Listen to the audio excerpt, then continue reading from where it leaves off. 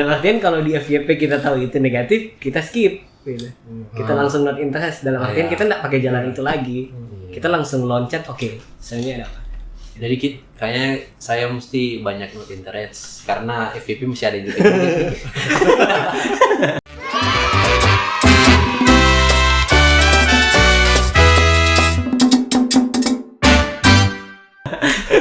Itu dia, jadi memang harus sebagai pengguna harus bisa kita tangkap kayak ini mungkin sedikit melenceng tapi keingat kayak tadi pembahasan sebelumnya yang kayak cara penerapan pemakaian media sosial kayak di TikTok kan ada yang pertanyaan-pertanyaan random ini tapi ada teman-teman yang mungkin dari pemuda gereja lain yang bikin contoh kayak pelayanan kok minta dibayar cuan. Ya mereka bikin sesuatu yang tren, tapi dikemasnya kontranya. Mungkin sesuatu yang rohani dikolaborasi dengan sesuatu yang lagi tren. Itu lebih baik. Maksudnya karena kan tetap yang di-share berita baiknya kan. Bukan walaupun pakai cuaks, tapi isinya apa gitu. Betul. Kita baru tinggal gimana cara mix and match, kayak kalau berpakaian bisa mix and match, bersosialisasi, bersosial media pun bisa mix and match. Jadi ternyata di sosial media juga algoritma juga ada kehendak bebas dari kita pengguna untuk menentukan betul. apa yang akan kita nikmati. Jangan sampai kita harus berdampak bukan terdampak. Jangan lagi alasan memang karena muncul terus. Karena muncul terus sudah harus pasrah. Padahal dia like muncul terus like. Betul, itu sama jadinya kayak ada masalahnya berdoa Pak Tuhan pasrah. Akhirnya hidup jadi lebih hancur. Salahkan Tuhan gitu. Padahal dia ada pilihan untuk melakukan bisa skip melakukan hal itu gitu. Jadi sama halnya dengan dosa juga akhirnya kan. Artinya betul. Ternyata di algoritma juga bisa diatur seperti itu bisa kita skip atau kita not interest. Orang-orang kan juga sering salahkan algoritmanya. Padahal itu algoritma itu berkaca dari kehidupan kita. Jadi makin kita tolak yang joget-joget, yang nggak bagus-bagus, yang galau-galau, makin banyak yang direkomendasikan, misalnya lagu-lagu rohani, firman Tuhan atau Alkitab. Makin banyak yang itu makin makin kita menjauh dari dosa, makin kita mendekatkan diri dengan Tuhan. Prinsipnya sebenarnya sama aja. Di kitab Yakobus kan bilang mendekatlah kepada Allah maka dia akan mendekat kepada kita. Kan harus ada action dari kita. Jangan saya nggak ada Tuhan, saya nggak ada kemampuan, tolong, tapi dia berdiam terus malah menjadi menikmati. Itu yang orang sering misalnya ini sharing juga soal berserah. Kan orang sering pakai kata kenapa kamu pasrah, namanya juga berserah pada Tuhan, tapi tidak ada actionnya. Itu gimana? Berserah kan bukan menyerah. Itu dia. Berserah berarti tetap lakukan yang terbaik, tapi ujungnya tetap kembali sesuai kehendak Tuhan. Hasil akhirnya tetap diserahkan ke Tuhan. Hasil akhirnya tetap diserahkan ke Tuhan. Jadi tidak ada ekspektasi di situ. Dalam artian tetap lakukan yang terbaik, tapi balik lagi ke kehendak Tuhan apakah akan. Cuma ini Kak, pertanyaan ini biasa kan di Muhammad tetap ada pertanyaan seperti ini. Bagaimana kalau orang ibadah kan? Lagi firman, dia buka TikTok tapi dia lihat video firman juga. Itu gimana Kak? Karena pernah ada yang tanya itu Kak, kita bingung mau jawab. Kalau dari saya balik lagi lebih lihat ke konteksnya. Dalam artian kalau dia lagi di gereja berarti prioritasnya apa yang ada di depan. Walaupun tetap firman Tuhan.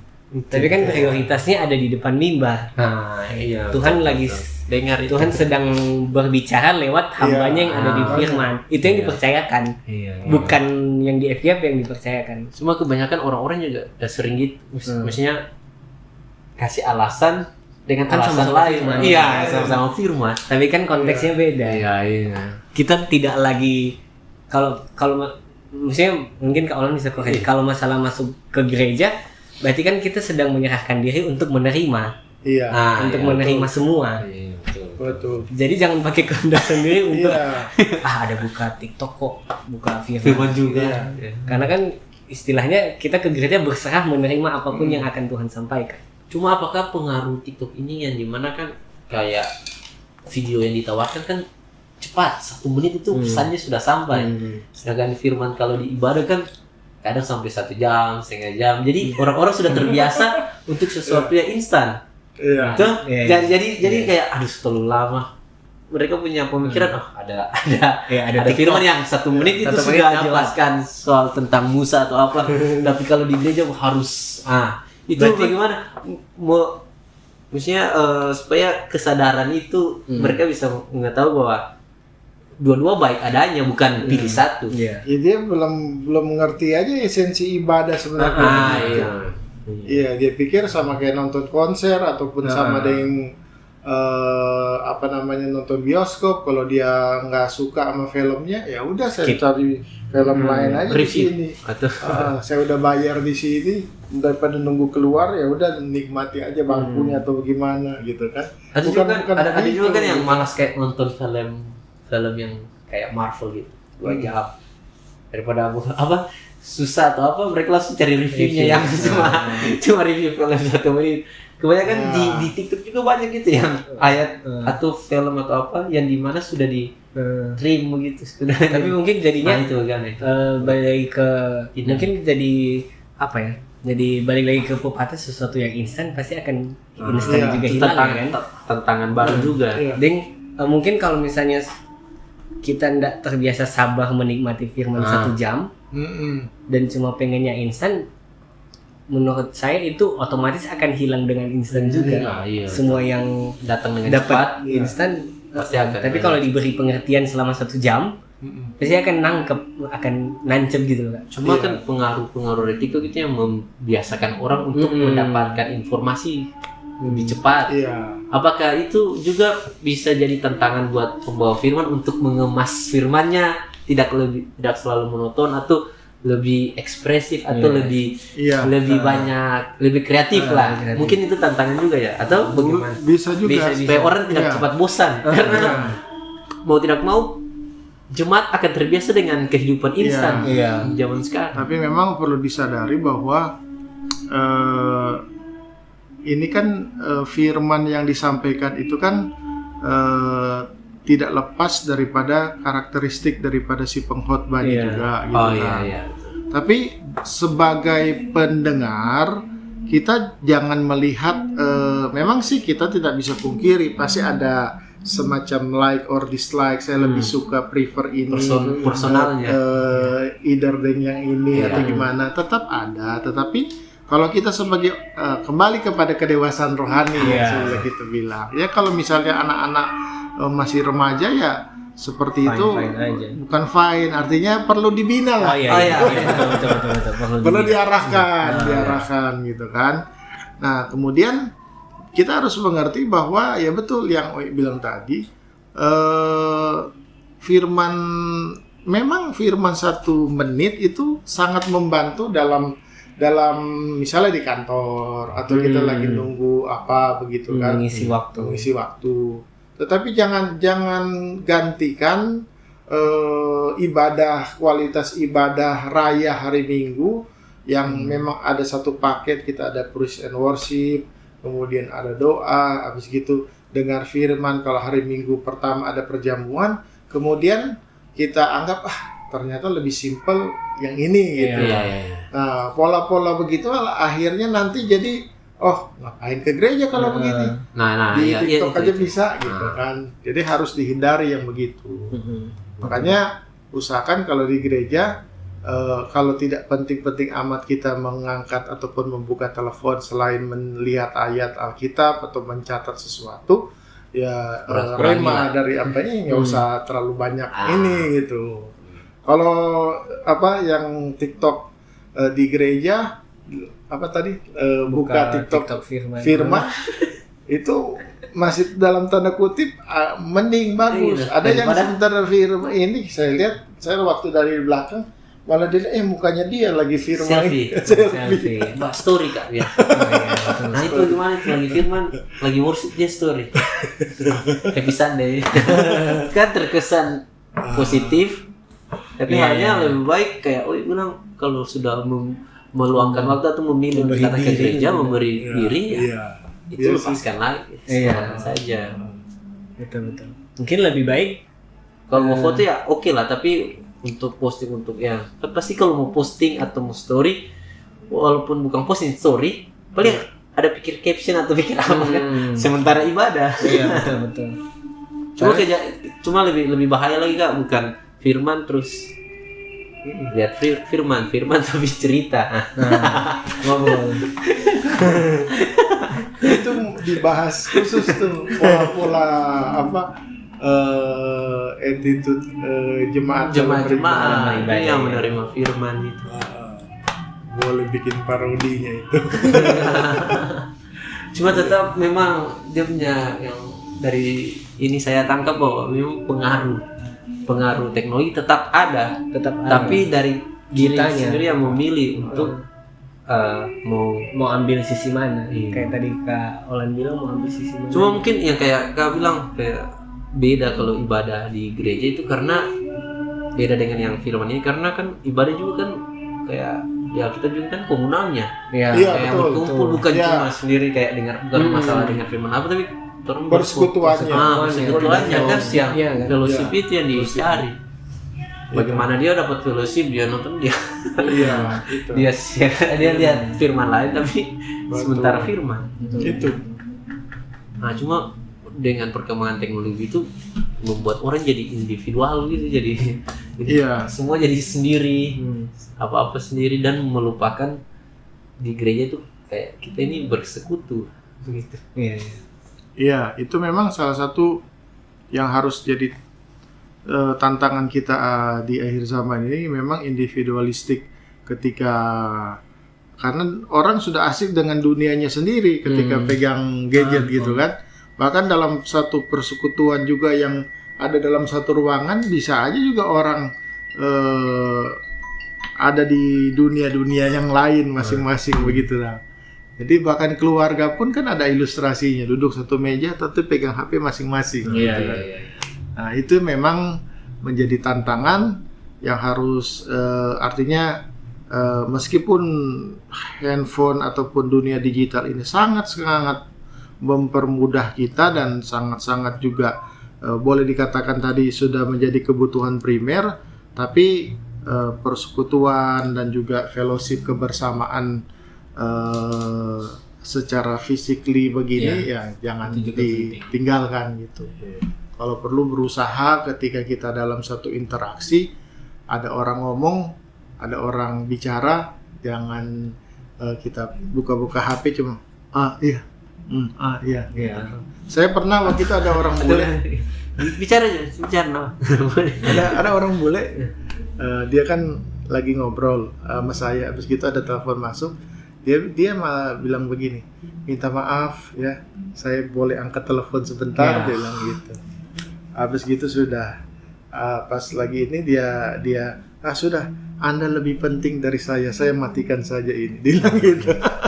Nah, itu attitude yang bagus gitu, menghargai orang gitu. Dan itu dibelajar di komunikasi. Itu ya. Sebab kalau tadi kasus tadi Kak, orang ada cerita, ada firman juga tidak menghargai. Tidak menghargai istilahnya gitu lah. Attitude ketika mendengar orang. Masa apalagi istilahnya kan ini firman di gereja dari Tuhan. Jadi hendak hargai Tuhan istilahnya. Betul. Apalagi dan pasti kalaupun misalnya yang story, foto, update itu, saya pikir kalau itu betulan Tuhan yang di altar, pasti bilang, ngapain gitu. Betul. Cuma mungkin karena terang di dalam satu persekutuan yang liturgi ada ini, jadi nggak boleh ada interupsi dan lain-lain, jadi cuma sampai nanti saya tegurnya nanti. Tapi kalau misalnya mungkin Tuhan ada, bisa Tuhan langsung kasih Tuhan 2 handphone. Untung Tuhan yang sekarang Tuhan gaul. Istilahnya gitu lah. Cuma ini ya pas lagi ada narasumber dia mau tanya soal kebanyakan teman-teman ini survei dari circle atau teman-teman sekitar pribadi saya saja sih. Iya. Kayak mereka lebih suka ibadah yang bukan ibadah umum, lebih ibadah yang kayak sharing kayak apa? Iya. Isinya komsel gitulah. Anak-anak teman-teman saya lebih banyak suka, maksudnya menurut mereka yang ibadah seperti itu daripada yang ibadah raya itu. Iya. Gimana Kak maksudnya? Kalau menurut saya begini, kita harus tetap tanamkan bahwa ibadah raya itu adalah sebuah kebutuhan yang tidak akan tersubstitusi atau tergantikan dengan apapun juga gitu. Tapi kita juga tetap harus bisa juga semacam istilahnya ada suplemen gitu. Malahan, nah ibadah-ibadah kreativitas ini justru membentuk kita semakin punya interaksi, semakin punya kebersamaan. Tetapi juga di dalam kalau ada orang-orang yang punya sharing seperti itu, ya tetap harus dikasih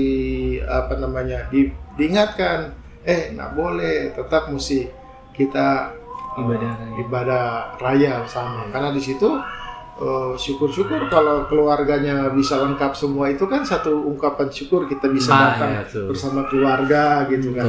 Makanya kalau saya lebih menganjurkan namanya kalau keluarga kalau masuk ibadah seyogyanya masuk sama-sama lah begitu. Tapi nggak bisa pungkiri ada yang biar jangan ini masuk pagi atau malam gitu sip-sipan gitu kan. Namun alangkah indahnya gitu kalau bisa bersama keluarga melayani bahkan beribadah bahkan melayani juga misalnya bersama-sama. Jadi itulah yang harus dibentuk di situ. Mungkin kalau masalah komsel tinggal komplimen kali ya. Iya. Pelengkap ya. Itu. Tapi ibadah raya jadi tema utama. Iya. Jadi kebutuhan primer. Itu. Karena kan tetap kalaupun di komsel kayak lebih baik komsel di ibadah raya bahas apa, di komsel tinggal diskusinya. Mungkin lanjutannya bahas tadi. Iya, betul. Di ibadah raya kan satu arah istilahnya, banyak. Kalau di situ boleh sharing. Iya, betul. Kayaknya begitu sih bagus. Lebih ke seperti itu. Jadi komsel memang lebih ke butuh, mungkin ada yang mau disampaikan. Jadi ide juga bagus itu buat teman-teman pemuda remaja di gereja-gereja lokal juga. Kalau mau bikin sharing bagus. Supaya bingung mau cari tema apa. Mungkin cari tema apa, mungkin hari Minggu tema khotbah pendeta gini, hari komselnya pemuda remajanya bahas tentang itu secara praktik. Bisa.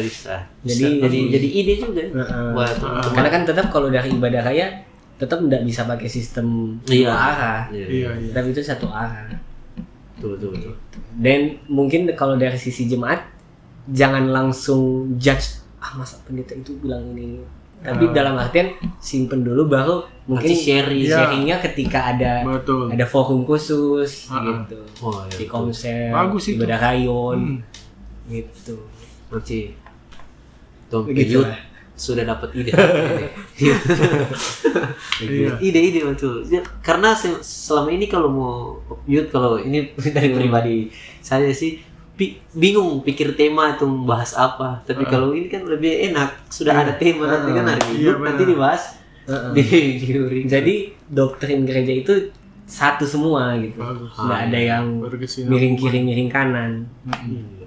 Jadi ada istilahnya kalau di hari Minggu kan sifatnya satu arah, tapi ketika misalnya di komsel ataupun di ibadah sharing begitu dibahas kembali, mungkin ada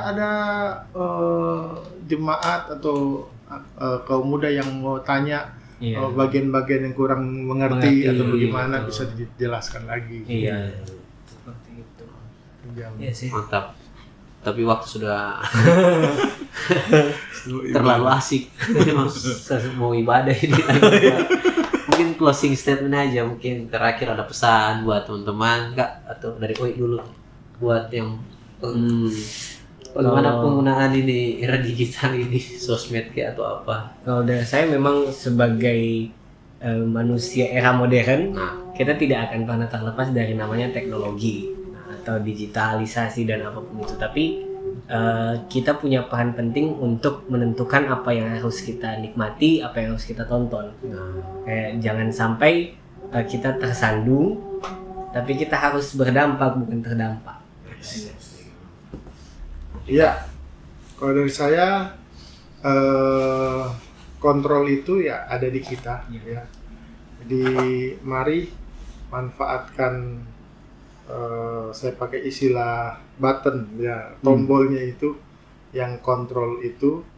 Kalau kita bisa pakai untuk memuliakan Tuhan, kenapa kita pakainya ke hal-hal yang tidak baik, ya? Jadi manfaatkan media yang ada untuk kemuliaan dan kebesaran nama Tuhan. Iya, betul. Ya. Oke, mungkin terima kasih. Terima kasih. Ya, sampai jumpa di video-video selanjutnya. Apa haleluya God bless you. ini?